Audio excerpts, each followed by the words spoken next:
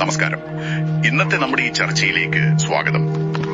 നമ്മൾ ഇന്ന് ശ്രദ്ധ കേന്ദ്രീകരിക്കുന്നത് കഴിവ് international life skills development and survey academy മുന്നോട്ട് വയ്ക്കുന്ന ചില ആശയങ്ങളെ കുറിച്ചാണ്.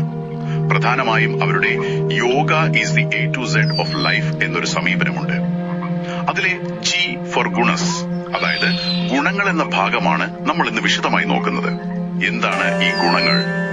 യോഗ, പിന്നെ AI പോലെയുള്ള പുതിയ സാങ്കേതിക വിദ്യകൾ, ഇതൊക്കെ വ്യക്തിഗത വളർച്ചയ്ക്ക് വേണ്ടി എങ്ങനെ ഒരുമിപ്പിക്കാം? നമുക്കിതൊന്ന് ആഴത്തിൽ പരിശോധിക്കാമല്ലേ? തീർച്ചയായും. ഈ കഴിവ് അക്കാദമിയുടെ പ്രധാന ലക്ഷ്യം തന്നെ വ്യക്തികളുടെ ഉള്ളിലുള്ള കഴിവുകൾ കണ്ടെത്തുക, എന്നിട്ട് യോഗ, ജീവിത നൈപുണ്യങ്ങൾ, AI ഒക്കെ ഉപയോഗിച്ച് ഒരു സമഗ്രമായ വളർച്ച സാധ്യമാക്കുക എന്നതാണ്. അവരുടെ ആ A to Z പഠന രീതിയിൽ G സൂചിപ്പിക്കുന്നത് ഈ ഗുണങ്ങളെയാണ്: സത്വം, രജസ്, തമസ്. ഈ 3 ഗുണങ്ങൾ ഇന്ത്യൻ ഫിലോസഫിയിലൊക്കെ ഒരുപാട് കേട്ടിട്ടുള്ളതാണ്. സത്വം, രജസ്, തമസ്. ഒന്നുകൂടി വ്യക്തമാക്കാമോ അത്? സത്വം എന്ന് പറയുമ്പോൾ ശാന്തത, ഒരു സമചിത്തത, അറിവ്, വ്യക്തത, അങ്ങനെയുള്ള കാര്യങ്ങളാണ്. രജസ് ആണെങ്കില് ഊർജ്ജസ്വലത, പ്രവർത്തനം, ചിലപ്പോ കുറച്ച് അമിതമായ ആവേശമൊക്കെ ആവാം. തമസ് എന്ന് പറയുമ്പോൾ കുറച്ച് മന്ദത, ജഡത്വം, ഒരു അലസത, ചിലപ്പോ അറിവില്ലായ്മയുടെ ഒക്കെ ഒരു അവസ്ഥ. ശരി ശരി. നമ്മളിൽ എല്ലാവരിലും ഈ 3 ഉണ്ടാവും, പല അളവിലായിരിക്കുമെന്ന് മാത്രം. കഴിവ് അക്കാദമിയുടെ കാഴ്ചപ്പാടിലെ ഈ ഗുണങ്ങളെ തിരിച്ചറിഞ്ഞ് ബാലൻസ് ചെയ്യുന്നതാണ് പ്രധാനം. അതാണ് വ്യക്തിയുടെ വളർച്ചയ്ക്കും സമാധാനത്തിനും ഒക്കെ നല്ലത്. അപ്പൊ നമ്മളിൽ എല്ലാവരിലും ഇത് ഉണ്ടെങ്കിൽ ഇതിനെങ്ങനെ ബാലൻസ് ചെയ്യാം? പ്രായോഗികമായിട്ട് എന്തെങ്കിലും വഴികളുണ്ടോ?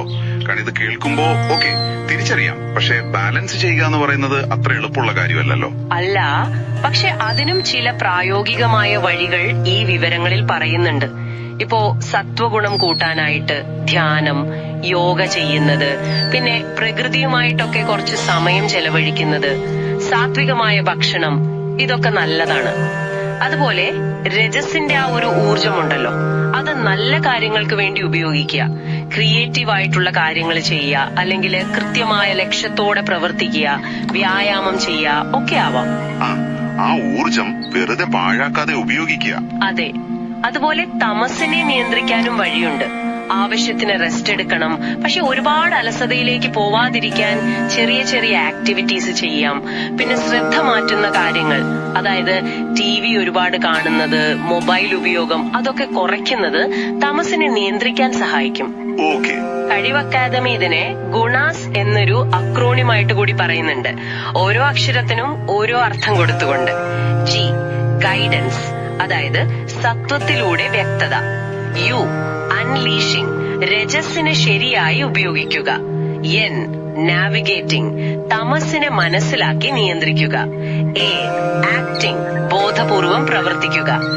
S സ്ട്രൈവിംഗ്, വിശ്വാസത്തോടെ പരിശ്രമിക്കുക. ഓഹോ, ഗുണാസ്, അത് കൊള്ളാമല്ലോ. ഒരു ഓർഡർ കിട്ടുന്നുണ്ടെങ്കിൽ. അപ്പോ ഈ ഗുണങ്ങളെ ബാലൻസ് ചെയ്യാൻ യോഗയുടെ പങ്കിനെ കുറിച്ചും പറയുന്നുണ്ടല്ലോ, പ്രത്യേകിച്ചും 4 തരം യോഗങ്ങളെ കുറിച്ച്. അതെങ്ങനെയാണ് ഇതിന്റെ സഹായിക്കുന്നത്? അതും പ്രധാനപ്പെട്ട ഒരു കാര്യമാണ്. ഈ ഗുണങ്ങളെ ബാലൻസ് ചെയ്യാനും മൊത്തത്തിലുള്ള വളർച്ചയ്ക്കും 4 പ്രധാന യോഗ മാർഗങ്ങൾ സഹായിക്കുമെന്നാണ് പറയുന്നത്. 1 ഭക്തിയോഗം. ഇത് നമ്മുടെ എനർജി ലെവൽ, ആ ഊർജ്ജനില വർദ്ധിപ്പിക്കാൻ സഹായിക്കും അത്രേ. ഓക്കെ, ഭക്തിയോഗം എനർജിക്ക്. അതെ. 2ാമത്തേത് കർമ്മയോഗം. ഇത് നമ്മുടെ പ്രവൃത്തികളെ കൂടുതൽ ഫോക്കസ്ഡ് ആക്കി ഉൽപാദനക്ഷമത, പ്രൊഡക്ടിവിറ്റി കൂട്ടാൻ സഹായിക്കും. ഒരുപക്ഷെ രജോ ഗുണത്തെ പോസിറ്റീവായി ഉപയോഗിക്കാൻ ഇത് നല്ലതാണ്. ശരിയാണ്. അപ്പോ കർമ്മയോഗം, പ്രൊഡക്ടിവിറ്റി. 3ാമത്തേത് ജ്ഞാനയോഗം. ഇത് നമ്മുടെ വിവേകം അല്ലെങ്കിൽ തിരിച്ചറിവ്, കോമൺ സെൻസ് എന്നൊക്കെ പറയില്ലേ, അത് വർദ്ധിപ്പിക്കാൻ സഹായിക്കും. കാര്യങ്ങൾ ശരിയായി മനസ്സിലാക്കാൻ. ഇത് സത്വഗുണവുമായി ബന്ധപ്പെട്ടിരിക്കുന്നു. ജ്ഞാനയോഗം, തിരിച്ചറിവിന്. അതെ. 4ാമത്തേത് രാജയോഗം. ഇത് കുറച്ചുകൂടി ഹോളിസ്റ്റിക് ആണ്. ആയുസ്സും ആരോഗ്യവും വർദ്ധിപ്പിക്കാൻ സഹായിക്കും. മനസ്സിനും ശരീരത്തിനും ഒരുപോലെ ഗുണം ചെയ്യും. കൊള്ളാം. ഭക്തി, കർമ്മം, ജ്ഞാനം, രാജയോഗം. ഓരോന്നിനും അതിന്റേതായ ഒരു ലക്ഷ്യമുണ്ട് ഈ ബാലൻസിംഗില്. ഇതിന്റെ കൂടെയാണ് AI കുറിച്ചും വരുന്നത് അല്ലേ? അതെനിക്ക് കൗതുകമായി തോന്നി. ഈ പുരാതനമായ യോഗയുടെ കൂടെ എങ്ങനെയാണ് AI വരുന്നത്? അതൊരു നല്ല പോയിന്റ് ആണ്. ഇവിടെ AI ഒരു വില്ലനായിട്ടല്ല കാണുന്നത്, മറിച്ച് ഒരു ഉപകരണം, ഒരു ടൂൾ ആയിട്ടാണ്. എന്തിനാണെന്ന് വെച്ചാൽ സർവേകൾ നടത്താൻ, ഡേറ്റ അനാലിസിസിന്, പഠനാവശ്യങ്ങൾക്ക് ഇതിനൊക്കെ AI ഉപയോഗിക്കാം. വിവരങ്ങൾ ശേഖരിക്കാനും മനസ്സിലാക്കാനും ഇത് സഹായിക്കും. കാര്യങ്ങൾ എളുപ്പമാക്കാൻ. അതെ. അതേസമയം യോഗയെ ഉപയോഗിക്കുന്നത് പ്രധാനമായും വൈകാരിക ബുദ്ധി, അതായത് ഇമോഷണൽ ഇന്റലിജൻസ് കൂട്ടാനും മാനസികവും വൈകാരികവുമായ ആരോഗ്യം ഉറപ്പാക്കാനുമാണ്. അതോടൊപ്പം നൈപുണ്യ വികസനം, സ്കിൽ ഡെവലപ്മെന്റ്, അത് വ്യക്തിക്ക് സ്വന്തം നിലയിലും സമൂഹത്തിന് നല്ല കാര്യങ്ങൾ ചെയ്യാനും പ്രയോജനപ്പെടുത്തണമെന്നും പറയുന്നു. അപ്പോ പഴയ അറിവുകൾ, അതായത് യോഗയും ഗുണങ്ങളും ഒക്കെ ആന്തരികമായ കാര്യങ്ങൾക്ക്, AI പുറമേയുള്ള കാര്യങ്ങൾ എളുപ്പമാക്കാൻ ഒരു ടൂളായിട്ട്, പിന്നെ സ്കിൽസ് അത് സമൂഹത്തിൽ പ്രയോജനപ്പെടുത്താൻ, ഇങ്ങനെ ഒരു ഒരുമിപ്പിക്കുകയാണ് അല്ലേ? കൃത്യമായി പറഞ്ഞാൽ അതാണ് ഒരു ഹോളിസ്റ്റിക് അപ്രോച്ച്. പഴമയെ തള്ളിക്കളയുന്നില്ല, എന്നാൽ പുതിയ സാങ്കേതിക വിദ്യയെ പേടിക്കുന്നുമില്ല. രണ്ടിനെയും ശരിയായ രീതിയിൽ ഉപയോഗിക്കുക. ആത്യന്തികമായി ലക്ഷ്യം വെക്കുന്നത് എന്താണ്? ഓരോ വ്യക്തിയുടെയും ഉള്ളിലുള്ള കഴിവുകൾ കണ്ടെത്തുക, ഈ ഗുണങ്ങളെ മനസ്സിലാക്കി ബാലൻസ് ചെയ്യുക, യോഗയിലൂടെയും മറ്റും മാനസികവും ശാരീരികവുമായ ആരോഗ്യം നേടുക, ആത്മവിശ്വാസം വളർത്തുക. എന്നിട്ട് ആ വ്യക്തിക്ക് സ്വന്തം നിലയിലും സമൂഹത്തിനും പ്രയോജനപ്പെടുന്ന രീതിയിൽ പ്രവർത്തിക്കാൻ അവരെ പ്രാപ്തരാക്കുക. അതാണ് ഈ കഴിവ് അക്കാഡമിയുടെ ഒരു വിഷൻ എന്ന് ഈ വിവരങ്ങളിൽ നിന്ന് മനസ്സിലാവുന്നത്. അപ്പോ ഇതെല്ലാം കേൾക്കുമ്പോൾ നമ്മൾ ഇന്ന് സംസാരിച്ചത് കഴിവ് അക്കാഡമിയുടെ ഈ ഒരു ഫ്രെയിംവർക്കിനെ കുറിച്ചാണ്. ഗുണങ്ങൾ, അവയെ ബാലൻസ് ചെയ്യാനുള്ള വഴികൾ, യോഗയുടെ പങ്ക്, പിന്നെ AIയും സ്കിൽ ഡെവലപ്മെന്റും ഒക്കെ എങ്ങനെ ഇതിൽ വരുന്നു എന്നും.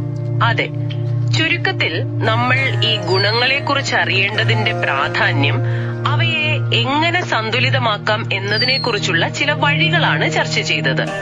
യോഗയുടെ വിവിധ മാർഗങ്ങളിലൂടെയും ജീവിത നൈപുണ്യങ്ങളിലൂടെയും, എന്തിന് AI പോലുള്ള ടൂളുകൾ ഉപയോഗിച്ചു പോലും ഒരു സമഗ്രമായ വളർച്ച എങ്ങനെ സാധ്യമാക്കാം എന്നതിനെക്കുറിച്ചുള്ള കഴിവ് അക്കാദമിയുടെ കാഴ്ചപ്പാടുകൾ.